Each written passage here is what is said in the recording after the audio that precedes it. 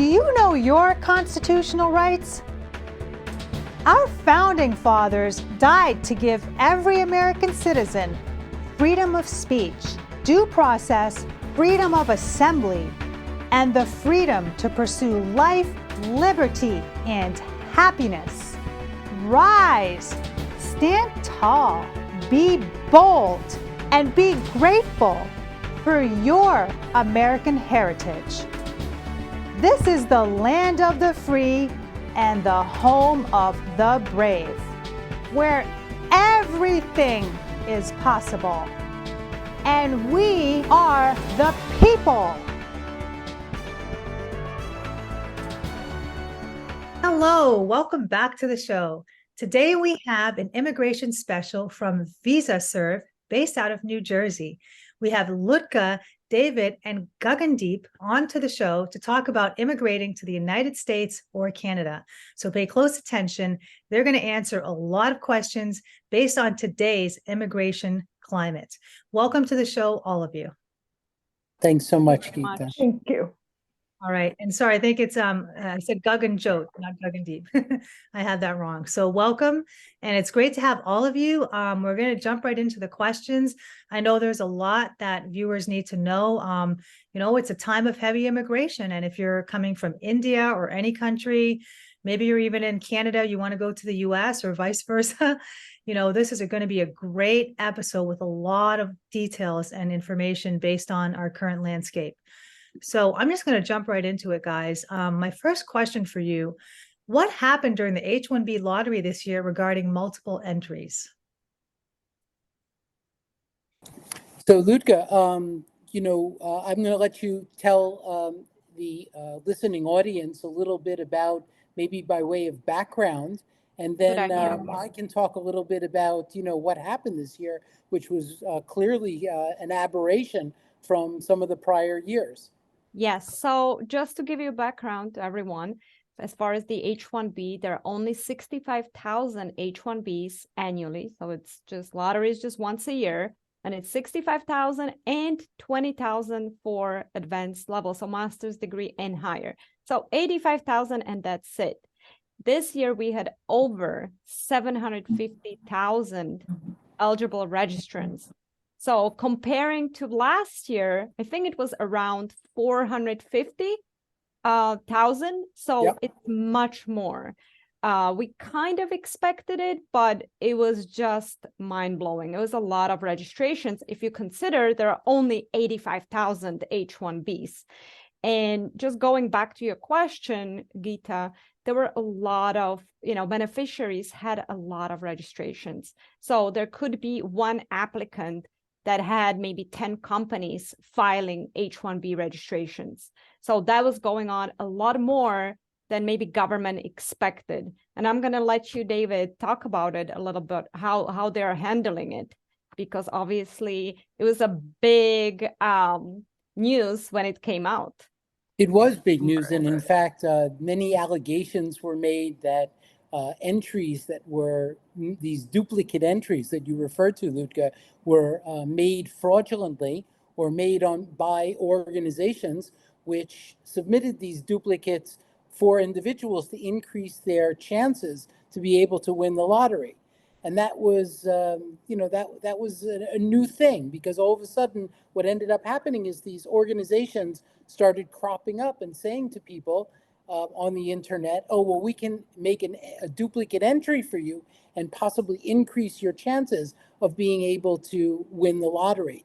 And then what ended up happening is, after individuals had multiple registrations chosen, lawyers appeared on the internet, did webinars, and said, well, the government is going to do an investigation and they're going to see whether or not these were real or not. And so what ended up happening is that they didn't adjudicate, if you will, or they didn't actually choose to submit H-1B petitions in the first round. Correct. Yeah, they didn't file. So what ended up happening is they ran a second lottery, which we were actually very lucky in. We got quite a number of our registrations chosen in that second lottery for for our clients. And obviously, what ended up happening is a lot of people who had multiple registrations chosen, they got scared and they decided that they weren't going to submit petitions at all because they were afraid of being investigated. So as long as, it's a bona fide job offer, and, if it's possible that the person maybe had 3 companies that were just interested in that individual, that's fine.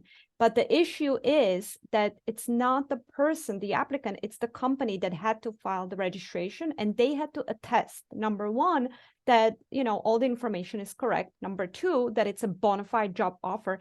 And lastly, that they did not agree with somebody else. There could be 2 companies that they agree, we will file registrations for your applicants and vice versa. So that was a no-no. So the government started investigations, and even for those where they filed the petition, they still can revoke the H-1B or deny the petition.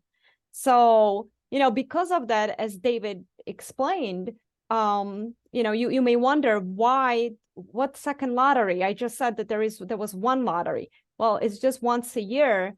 And historically, in the past, I don't think last year, but the year before, there was a second lottery. Why? Because if somebody had 10 registrations, they would only file with one company. And if they were selected with multiple companies, they just didn't file those H-1Bs. And these numbers were unused. And because of that, we had a second lottery. So it was a little surprising this year that with the number of the registrations, we still had the second lottery. And in fact, I mentioned 85,000 numbers, but the government actually selected 110,000 in anticipation that not everyone will file. Still, there was a second lottery. And it's really critical, I think, for our listeners to understand that this is the way the United States is choosing to bring highly skilled workers to the United States. And to dispel the notion that these individuals might be displacing U.S. workers, there is a requirement for these. There is a requirement by the Department of Labor for these individuals to be paid the federally mandated prevailing wage. So you have to file a labor condition application to show that these individuals are not displacing U.S. workers. Now, because there's so few H-1Bs, the country of Canada has kind of come to the forefront, and they have decided that they would offer individuals who have H-1Bs a certain opportunity to be able to immigrate up to Canada, to enter into this worldwide race for the worldwide brain drain. And Gagan maybe can tell you a little bit about what Canada was doing to bring H-1B workers up to Canada. Absolutely, David. That's a fabulous question, because we've come across this situation where there's a huge need due to labor shortages for individuals in technology, in software, and these kind of STEM fields that Canada was looking to fill in the gaps. And Canada was very, very quick in introducing open work permit for H-1B holders, and it was on first come, first served basis. They opened it on July 16th, and these spots were filled for 10,000 applicants on the same day. So July 17th, the program closed. It was all the applicants, all these spots were filled up in one single day. And let me tell you, July 16th was a Sunday. So it was such a busy day for us at the office. And we had all these applications go in the pool. And again, this was first come first, where Canada is looking tremendously to have more and more STEM holders and advance their technological field, etc., to maybe get closer to where US is, or use the brain drain, as you say. So Gita, what is really happening, unfortunately, is that countries are competing for highly skilled workers and to take advantage of the worldwide brain drain. It's clear to us what's going on between the United States and Canada, but it's also happening with other countries throughout the world. We also notice that countries like the UK, Ireland, Australia, and other countries are opening their doors and lowering the requirements to allow individuals who are highly skilled workers to come to their countries. So we in the United States, unfortunately, could find ourselves behind the 8 ball, so to speak, on getting these science, technology, engineering, and mathematics workers here to the United States because other countries are competing for that talent. Wow, sounds pretty intense. And so it's a good time to want to immigrate to either of the countries, it sounds like, especially if you're in the STEM fields, like you said. Very interesting. Okay, well, I mean, you answered the question about a second lottery, and I think you covered what if somebody does not win H-1B lottery. Did you have anything you wanted to add to that one? Well, and that's a packed question, Geeta, because what ends up happening is after the second lottery, what ends up happening is we get calls in our office from individuals who haven't won the lottery, and they want to know what it is that they can do. So, of course, one of the things that we always suggest, or and I would say Gagan in our office always suggests, is the possibility of going north to Canada. That's definitely a possibility. And in addition to that, we would look at the possibility of what is called a cap-exempt H-1B. So with that, I'm going to let Ludka explain what a cap-exempt H-1B is. Yeah, so not just the H1 cap exempt H1B, usually we start with the resume because there are many options, and we tell our clients it's not just the H1B. Right now, it's really difficult to make it in a lottery. So obviously, starting with the resume, there may be completely a different option that the individual didn't even think about.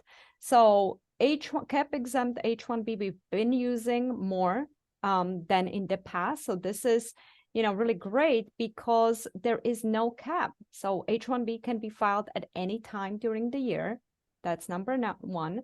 And number two, there is no numerical, obviously, limitation. So who can file that type of H-1B? Well, universities, colleges, so it's a higher education at any time. So if somebody's going into academia or they are thinking to go into academia, that's a great option. They don't have to worry about the lottery or about the cap.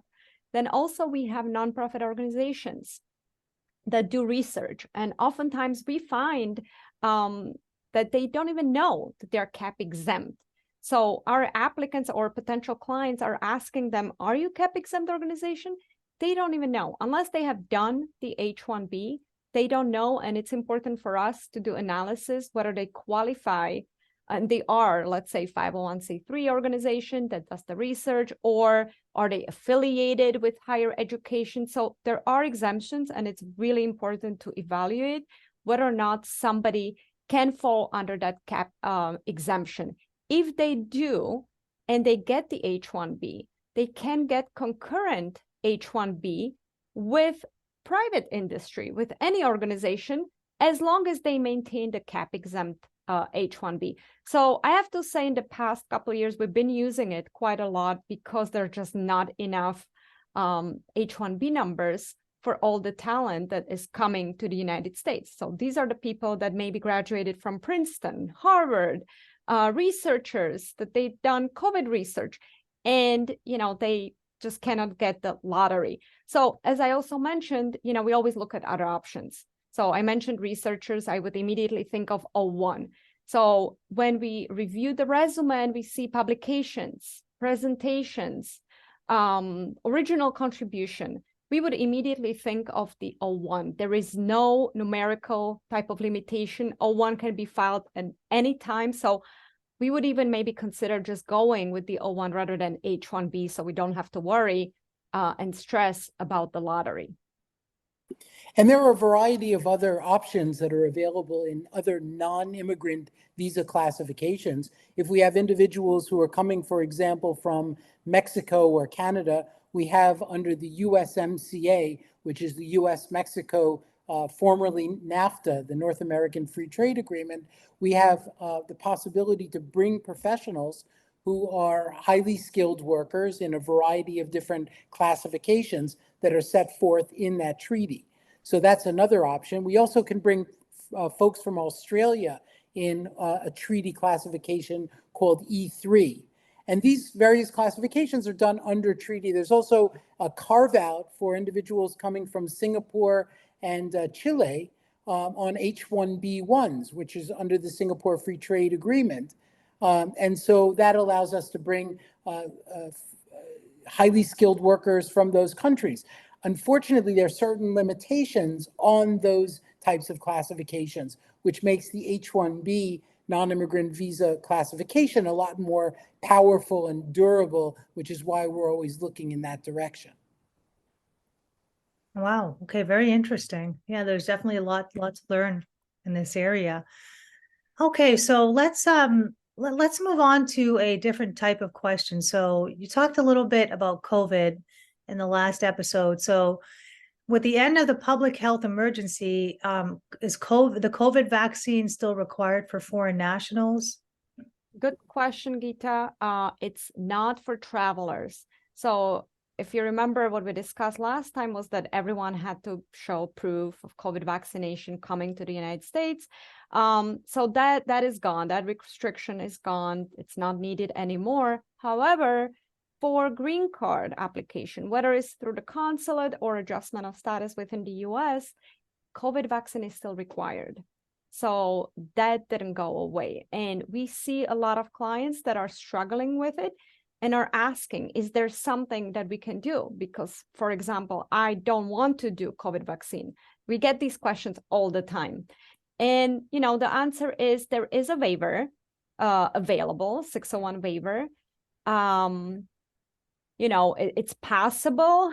We are yet to see how the government is going to be adjudicating these waivers, but that's, if somebody has moral or religious objections towards the vaccine. So it is possible. Unfortunately, I haven't heard anything that they're removing that requirement. It's the same as all other vaccinations for medicals. But there is a waiver available. Okay. Yeah, so at least there is a possibility. Now, is that the same for the TN visa and H-1B? So they not require vaccines? Yeah, no, it's not required. So it's only for the immigrant, because for immigrant, which is the green card, you do need to undergo medical examination. Right. So whether or not you have a COVID vaccine, let's say I just had a client who is absolutely against COVID vaccine. They still have to go through medicals, but there is actually option for the doctor to mark that the applicant will be applying for exemption or waiver based on moral or religious beliefs. Right. Or, you may have some that have medical condition where they cannot get vaccine. Sure. So that would be obviously determined by the doctor. But for TN, H-1B, and all other non-immigrant visas, you don't have medical, any type of medical examination in order to get the TN. So that is not required anymore. So I think as of May. Then for oh, sorry, go ahead. No, I was going to say, so for example, when I traveled to Canada, I know that at least initially I had to register electronically to say that, I had been vaccinated. I don't know what the current state of the state is right now in Canada, but I do believe that they do not require it for travel to Canada. I'm not sure how they come out on the green card side or landed permanent status for their immigrants. Gagan, can you speak to that? Yes, they do not require any COVID vaccine as of now, and we don't know if those regulations or requirements would change. But we're having a positive approach, and we are saying that we are getting over now with COVID wave, and we are now going to be progressing and looking through other options how to get more and more immigrants into Canada. And yes, the COVID, those policies are now relaxed and are not in picture. Yeah. Canada, I think, has 35 million people, and the US having 350 million people. So Canada needs more young workers to contribute into Social Security and things like that, or Canada Pension Plan, whatever it's called, right? Okay, so from what I understand, then they don't require, or they do require, other medical vaccinations as well for the green card, not just the COVID one, from what you were saying, Ludka. So that is correct. Yeah, there is the whole vaccination list. Okay, interesting. And so if you don't have that, then basically that's required for the green card. Yeah, so the only thing you would have to do if you don't have that, which is actually more positive, if you don't have any vaccine, then you're doing an exemption or a waiver based on the fact that you don't believe in any vaccination. And, that's it. Then it's discretionary. It's up to the officer how they're going to evaluate the case. It has to be sincere, and, it's probably even stronger case. Whereas, if you just object to COVID vaccine and you've had so many vaccines, that may be kind of tricky, but we'll see. Yeah, and this is a really good question. I'm glad, I asked it to you because a lot of people are very concerned about this. And I know a lot of viewers will be wanting to know the answer to this question. So it's good to know that they are talking about some sort of religious exemption. Okay, well, thank you. Okay, so let's move on. I hear about a new parole program. Can you tell us about it? What is it? Well, I guess the most important thing for us to just quickly discuss is like, what is parole? And parole is it's an entry to the United States, but it's not a form of status necessarily in all cases. It's an individual's temporary entry to the United States until they are formally admitted. Presently, the United States, the Biden administration is working on a special parole program for individuals to circumvent illegal entries to the U.S. So what they've done is they've established a new methodology for individuals who want to enter the United States. They use what's called a CBP-1 electronic program, and you sign up for an appointment, and that's where you have an opportunity to possibly get admitted as an asylee to the United States. But the parole programs that we're talking about are those are open to individuals who have approved I-130s, which are family-based petitions. And then what happens is that if the individual has an approved I-130, they can make a formal request for an individual to enter the United States, a member of their family. So it was basically to conform with the United States' policies on family unity. Yeah, Family that's what it is. And family fairness, exactly. It was just actually announced, it was, I think, end of July, and it's not for every country, though. So this is for Colombia, Nicaragua, Haiti, Guatemala, Honduras, Colombia, Cuba. So it's, I think, 5 countries.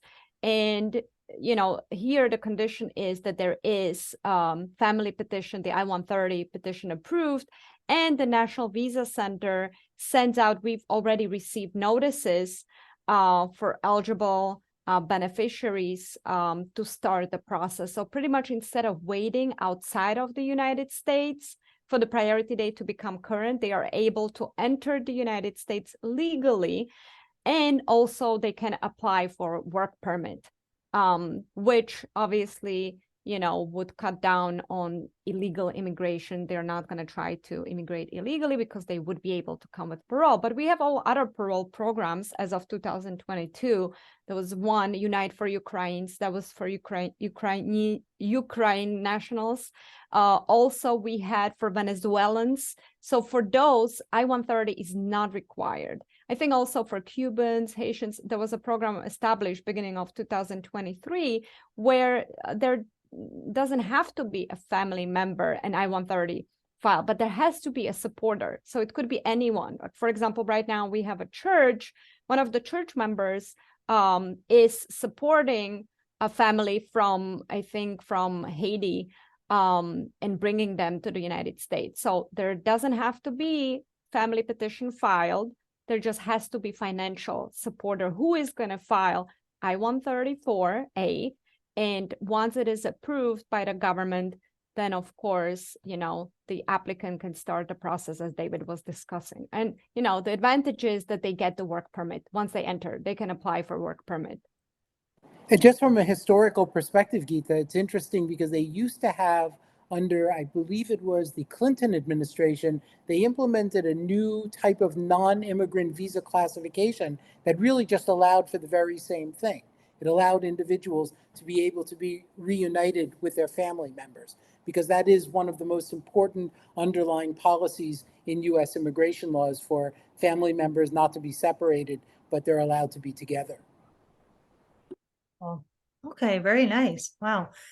Okay, so yeah, thank you for all of that information. I think we're going to wrap up here and call this an episode. What we'll do, viewers, stay tuned because we're going to have part 2 of this segment. We still have a lot more questions to ask you guys. This was a really good starting off in terms of U.S. and Canadian immigration and what we need to know. We're going to ask you more detailed questions in the next segment, so make sure you guys stay tuned. Was there anything else you guys wanted to add before we make the segue?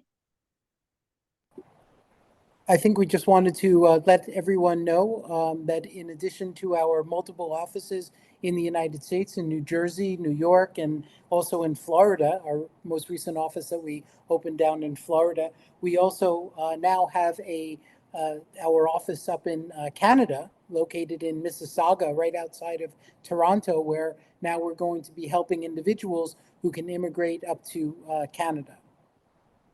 That's awesome. Yeah, definitely. So we're celebrating the opening of your new office in Canada. So viewers, make sure you are aware of that. You can find them online as well. So with that, we'll close here and thank you guys for watching. Stay tuned for part 2. Thank you.